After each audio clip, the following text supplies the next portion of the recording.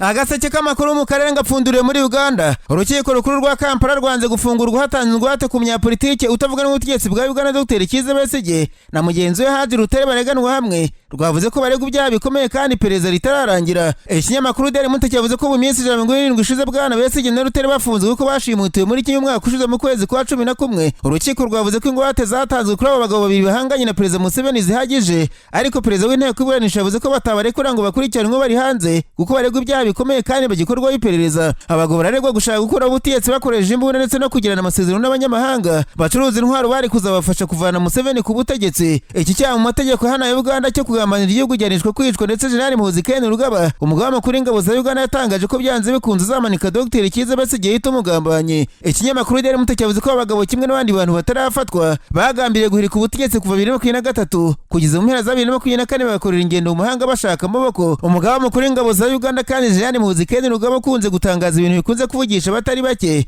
Yongeye kuri koroza avuga ko yisubiye ku cyemezo cyo gufata umujyi wa Kisangani muri Kongo Kinshasa nyuma y'isaha imwe gusa. Aragaruka avuga ko ubutumwa bwumviswe nabi. Gahunda igihari yo gufata umujyi wa Kisangani mu ntara Cupu mu mpera zo kwezi gushize kwarirwa nk'uko asanzwe bigenze. Jenerali Muhoozi Rugaba yagize atya ku rubuga nkoranyambaga rwa X asaba umutwe w'Ventura gufata umujyi wa Kisangani. Ntibyarangiriye kuko nyuma yasubiye ku rugo rubuga none bavuga ko Ventura n'ibitihuse mu gufata Kisangani ingabo za Uganda zabyikorera ndetse ku itariki ya 25 Werurwe. Ati Kisangani turayizeye mu izina ry'Imana yacu Yesu Kristo. Kuwa kane nyuma ya saa sita Jenerali Muhoozi Rugaba agiye ku rugo rwa X atangaza ko atagifashe Kisangani ariko bimubabaje. Ati bitegetswe na data ukomeye Perezida Kaguta Museveni intwari yanjye Perezida wa Amerika Donald Trump, nahisemo guhagarika ibikorwa byacu byo gufata Kisangani. Birambabaje cyane, ntabwo nigeze nanirwa kugera ku ntego ya gisirikare mu buzima bwanjye. Ikigaragaza ko Jenerali Muhoozi basa nk'ushaka kumva icyo abantu bavuga. Nyuma y'isaha imwe asubiye ku rugo rubuga asaba imbabazi kubwo amakuru atariyo yatanze. Yavuze ko ubutumwa kuri radio butumvikanaga neza. Yemeza ko afite uburenganzira bwo gufata Kisangani. Jenerali Muhoozi Rugaba kandi yatangaje ko ashaka ko Leta Jenerali John Ruboya uyobora intara y'Ituri yirukanwa. Jenerali Muhoozi Rugaba usanzwe ari umuhungu wa Perezida Museveni yavuze ko kuba Ruboya yakwirukanwa biri mu bintu yifuza kuri Kongo Kinshasa.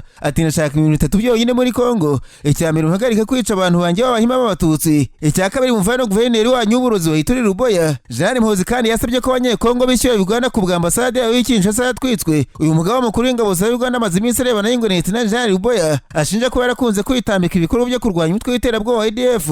Ingabo za Uganda zimaze igihe zifatanyemo n'iza Kongo Kinshasa. Amushinja kandi ko ari umuyobozi w'umutwe wa Kodeko umaze gukorera ubwicanyi bw'indengakamere abanyekongo bo mu bwoko bw'abahema. Mu minsi ishize Jenerali Muhoozi yatangaje uriya mugenzi we mu ngabo za Kongo Kinshasa ko azamuta muri yombi. Kuri inshuro abantu basa n'abamaze kumenyera ko Jenerali Muhoozi wenda batebya, ariko byakunze kurakaza abasirikare bakuru ba Kongo Kinshasa ndetse bikanakurura umwuka mubi hagati ya Uganda n'ibindi bihugu. Jenerali Muhoozi Rugaba bakunze kuvuga ko azafata. Ninyebeje muri Tanzania abanyamakuru bicaye imbere ya mudasobwa barandika. Banditswe umukuru w'atavuga n'ubutegetsi muri Tanzania Lissu yarezwe ubugambanyi nyuma y'umunsi umwe atawe muri yombi amaze gukora mitingi mu majyepfo y'igihugu. Icyo kirego gifitanye isano n'ubukangurambaga bwo ku rwego rw'igihugu busaba ko hakorwa amavugurura ajyanye n'amatora ufite intego igira iti nta mavugurura nta matora. Amatora muri Tanzania ateganyijwe kuba mu kwezi kwa 10 uyu mwaka, ari nabwo Lissu yitezwe guhatana na Perezida Samia Suluhu Hassan uzaba ushaka manda ya kabiri. Ubwo Samia yageraga ku butegetsi bwa mbere muri 2021 nyuma y'urupfu rw'uwari Perezida John Magufuli yari abereye Vice Perezida, yarashimagijwe kubera gukora zimwe muri gahunda zari zirimo igitugu cyane. Ariko kuva icyo gihe yaranenzwe nyuma y'uko bamwe mu batavuga n'ubutegetsi bwe bibatse bagatabwa muri yombi n'abandi bagashimutwa. Mu rukurikirane rw'ibikorwa byo muri Rwanda, Lissu yakomeje kuvuga ko nta mahirwe hari ko hashobora kuba amatora mu bwisanzure no mu mucyo mu mezi 6 ari imbere keretse habayeho amavugurura. Uyu mukuru w'ishyaka Chadema arashaka kuba impinduka mu kanama k'amatora. Yavuze ko kadakwiye kuba mu bantu bashyirwaho mu buryo butaziguye na Perezida Samia. Abategetsi muri Tanzania bavuze ko ubukangurambaga bwe ari ugushishikariza abaturage kwigomeka ku bikorwa by'amatora rusange. Mu gihe cyashize Lissu yatawe muri yombi inshuro nyinshi. Muri 2017 ku butegetsi bwa Magufuli yarokotse igerageza ryo kumwica ubwo bamurasaga amasasu 16. Yaje guhungira mu mahanga aza gusubira mu gihugu by'igihe gito. Muri 2020 guhatana na Magufuli mu matora yabaye uwo mwaka. Yavuye mu gihugu nyuma y'uko byavuye muri matora bitangajwe yinubira ko yagaragayemo inenge. Yongeye gusubira mu gihugu muri 2023 nyuma y'impinduka Samia yari amaze gukora zo gutuma harushaho kuba ubwisanzure ku batavuga n'ubutegetsi. Mbere yaho kuwa kane polisi yakoresheje imyuka iryana mu maso mu gutatanya abarwanashyaka ba Chadema ubwo yabuzaga abategetsi bo muri iryo shyaka gukoresha ikiganiro n'abanyamakuru kijyanye n'itabwa muri yombi rya Lissu. Bamwe mu barwanashyaka ba Chadema babwiye bisi ko nta kintu na kimwe kizababuza gusaba amavugururwa ajyanye n'amatora mbere y'uko amatora nyirizina aba. Umurwanashyaka umwe ati dutunguwe no kubona polisi irimo kudutoteza mu gihe mitingi zacu ziba mu mahoro. binyamakuru turabizi ko ishyaka riri ku butegetsi CCM riri inyuma y'ibi byose tuzarira impinduka mbere y'uko amatora aba. Imiryango iharanira uburenganzira bwa muntu yamaganye ikoreshwa ry'imbaraga ndetse ishinja leta gukoresha inzego zayo mu gucecekesha abayinenga. Ishyirahamwe ry'abanyamategeko ryavuze ko itabwa muri yombi rya Tundurusi no gutoteza abamushyigikiye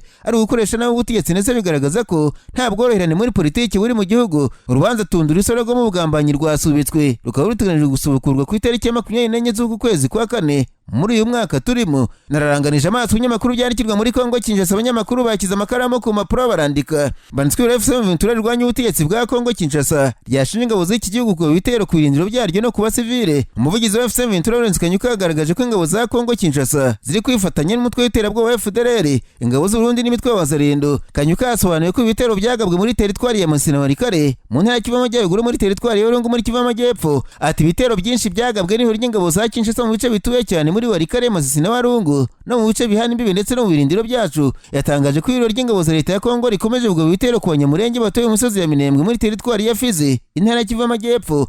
Muri ibyo bitero harimo ibyabaye mu gace ka Mikenke ku itariki 8 Mata byiswe .0 na Barumbiri n'ibyagabwe muri Rugezi kuva uwo munsi kugeza ku itariki ya 10 Mata. Kanyuka yagaragaje ko tariki ya 10 Mata ibiro ry'ingabo za leta ya Kongo ryagabye ibitero mu gace ka Kivumu na Gahwera hangizwe imitungo y'abaturage ndirasahurwa. Mu ijoro ryo ku itariki ya mbere ikirabye Mata barwanye ba FCM bavuye mu mujyi wa Warikare no mu bice bihana imbibi kugira ngo ibiganiro hagati y'ingabo za leta ya Kongo bizabe mu mwuka mwiza. Icyo gihe muri Qatar hateganyijwe ibiganiro by'amahoro hagati ya FCM na leta ya Kongo. Kuva mu cyumweru gishize impande zombi zamaze guhura inshuro ebyiri.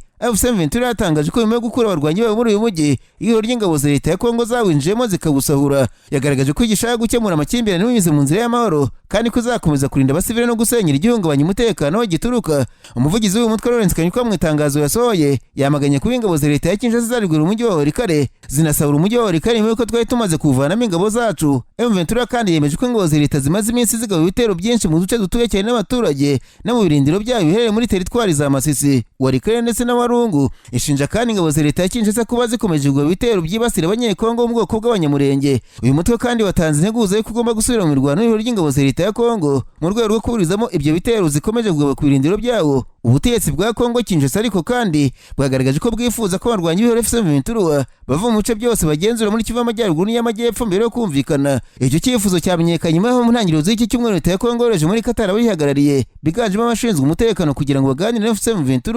Umwe mu bayobozi bo muri Kongo yatangarije n'amakuru by'abanyamerika Associated Press ko mu byo bifuza kuri FCM ari uko ava muri ibyo bice gusa ntibizwi neza niba iryo huriro ryiteguye kubyemera. Inshuro nyinshi abayobozi batandukanye ba FCM barimo umuyobozi mukuru wabo wungirije Bertrand Bisimwa bagaragaje ko batiteguye kuva mu bice bagenzura, bagaragaza ko icyo cyifuzo cyaba kimeze nko kubashoza w'intambara. Itariki 8 Gashyantare umwaka Bisimwa yaratangaje ati umwanzuro wose ko wabungana kose udusaba kuva ku butaka bwacu no kuba impunzi cyangwa se kongera kutugira abantu batagira igihugu uzaba ugamije gushoza intambara. Mu ntangiriro z'iki cyumweru FCM yohereje muri Qatar abayihagarariye barimo Bisimwa nk'uko ibyo ntaramakuru byakomeje kubisobanura. Agaseke k'amakuru mu Karere gapfundikiriye muri Kenya. Abanyamakuru bakozeje ba muri no barandika banditswe umunyamabanga wa leta muri Minisiteri y'Uburezi muri Kenya Bwana Julius Ogamba yihanangirije amashuri yabuza kongera gukora n'abantu batarabari mu bikorwa byose by'abanyeshuri. Uyu mutegetsi yasabye ko yaba kujyana abanyeshuri hanze y'ikigo bitemewe ko amashuri akoresha abantu batarabarezi. Ibyo bije nyuma y'uko ishuri Butere Girls School riteje yegeregere mu gihugu cyane cyane muri Nairobi ubwo ryajyaga mu iserukiramuco ry'amakinamico rigashaka gukina umukino. Ryandikiwe na Alphonse urwanya ubutegetsi kandi bakaba atari umwarimu muri iri shuri. Bwana Julius yabwiye abanyamakuru ko kuzana umuntu kwigisha abanyeshuri adasanzwe ari umurezi bihabanye cyane n'amabwiriza agenga ishyirahamwe ry'abarimu muri Kenya. Uwo mutegetsi yanenze iri shuri rya Butere Girls School kuba ryaremeye ko Marara waza ari umusenateri aza gutoza iyo kinamico abanyeshuri, hamya ko abayobozi baryo barangaye bikabije. Uwo mutegetsi muri Minisiteri y'Uburezi kandi yavuze ko abanyeshuri badakwiye gutozwa kwigomeka ku butegetsi kuko uwo mukino bangiye kwerekana mu ruhame wari bifitemo kurwanya leta. Kubuza abo bana b'abakobwa gukina iyo kinamico yanengaga ubutegetsi bwa Perezida William Ruto byateye impagarara imyigaragambyo ndetse polisi ya Kenya ishinzwe gukoresha imbaraga z'umurengera. Uwo mukuru wa polisi ya Kenya yatangaje ko yakizeho itsinda ry'abagomba gukora iperereza ku myitwarire iranze abapolisi kuri uwo munsi kandi kazatanga raporo bitarenze iminsi 21. Uyu mupolisi mukuru mu gihugu yavuze ko bari bamenye amakuru ko ari itsinda ry'abantu bari bapanze kuza kubangamira iryo serukiramuco, biba ngombwa ko bohereza abapolisi bo gukumira icyaha, ariko hamya ko yahawe amakuru ko abapolisi bitwaye nabi ariyo mpamvu hashyizweho itsinda rikora iperereza kugira ngo ukuri kumenyekane. Abapolisi bashinzwe gukoresha imbaraga z'umurengera harimo gutera ibyuka biryana mu maso kw'abo bakobwa bari bigaragambije bashaka ko bahabwa umwanya bagakina iyo kinamico kandi bagashaka ko umutoza wabo Alphonse abari kuko byavuga ko yari yatawe muri yombi. Promosiyo idasanzwe ku ndwara zitandukanye harimo nka diabete, hypertension, hepatite, impyiko na prostate. Waba ugira ububabare mu nda bushingiye ku moko y'inzoka zitandukanye nka amibe, teniya n'izindi, cyangwa ukunda kugira ibibazo byo mu nda bidasobanutse, ufite se ahubwo indwara z'uruhu cyangwa ukeka ko wahumanyijwe, yabazaniye promosiyo idasanzwe kuko ubu kuvurwa ari nk'ubuntu. Abangaba bafite inkomoko muri Tanzania kuko bakorera muri East Africa yose ndetse bagakorera no mu Rwanda. Bafite ubunararibonye mu kuvura bakoresheje imiti ikomoka ku bimera. Bavura cyane abagore bakunda kugira ibibazo mu myanya y'ibanga nk'ama infection, imihango idakama n'ibindi. Bavura kandi n'abagabo bagira ubushake buke mu gutera akabariro n'abatishimira ingano y'igitsina cyabo. Bakagira umwihariko kandi mu kuvura abakeka ko bahumanyijwe cyangwa barozwe. Ni inzobere mu by'ubuzima, bahamagare kuri nimero ziri kuri ekara yawe bagufashe. Akarusho nuko aho waba uri hose ku isi bakugezaho imiti yabo kuko bakorana na DHL.